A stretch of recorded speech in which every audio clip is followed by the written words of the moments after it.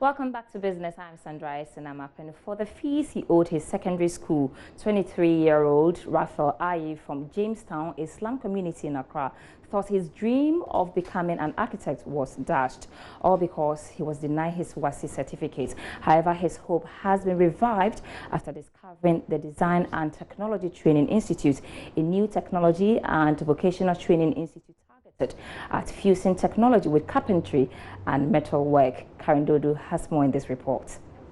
Raphael is beaming with smiles for being one of the pioneer students of the Design and Technology Institute. Although proud to be here, he never dreamt of it 3 years ago when he thought his dream of becoming an architect had come to an end, all because of an outstanding debt he owed his senior high school. I have to sell kebab after school, so I don't have the time to learn much. So as at that, I have to stretch a lot to get money to school. So because of this, my results was withheld.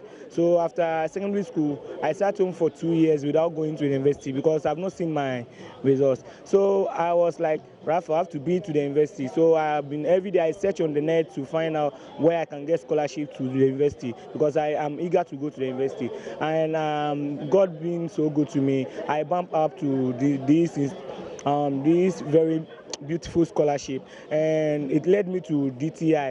Now, through courses such as the Precision Fabrication Program, Raphael sees everyday challenges as an avenue for innovation. He is just one of the 39 lives that have been changed.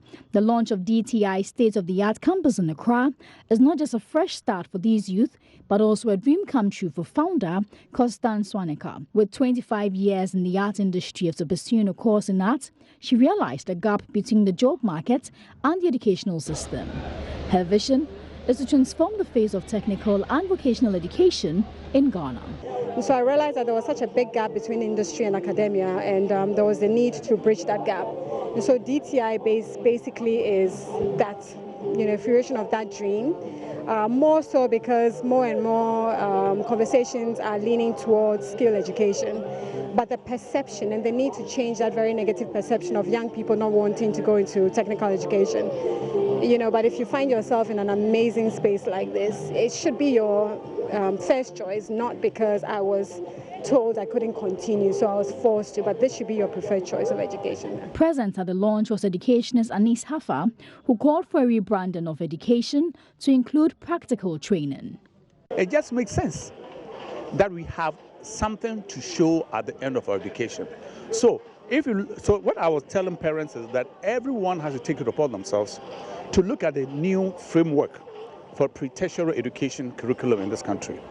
What it has introduced is what we call competencies and standards. That means that you are not going to just repeat information for me. We want you to be a critical thinker, but a critical thinker is the one who adds value to who they are and adds value to something else, so that life becomes fulfilling. So on countless occasions, government has mentioned this plan to see Ghana become an industrial economy. But then how well are we making this possible? Well, from all indications, vocational training has a major part to play in making our economy more industrialized. And maybe institutions like the DTI may be the next step in seeing this become a reality. Reporting for Joy Business, Karen Dodo.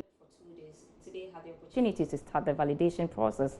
Some of the customers, however, want their locked up funds to be released by December. Prince Apia went to some of the validation centers in our report.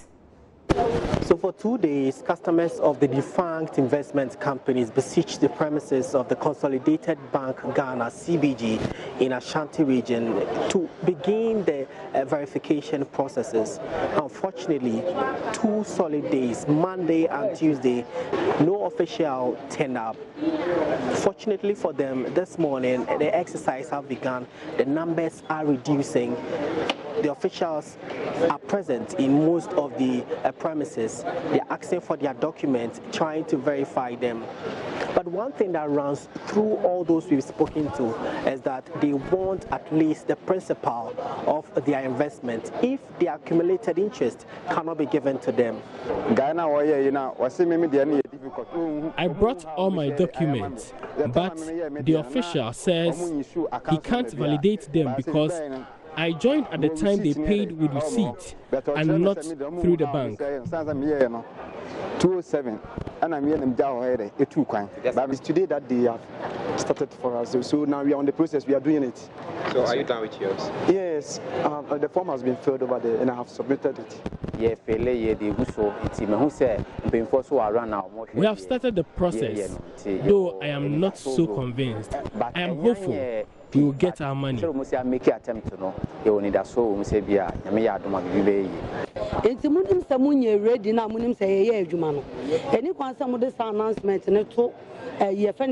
They should have told us the process will start Wednesday and not Monday, but they wasted our time for the 2 days. Yes, it has started, but I don't even understand this validation process. What I want to know is when they will pay the money, but they didn't state that on the sheet. I only need my principal if they can't pay the interest.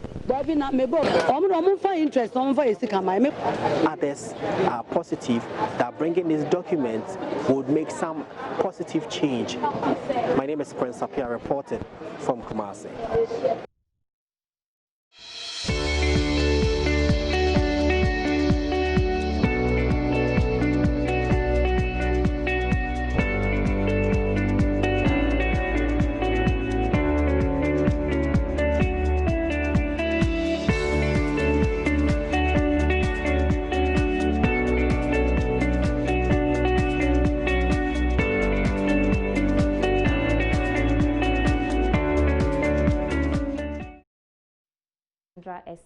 And you can go on our website myjoyonline.com/business.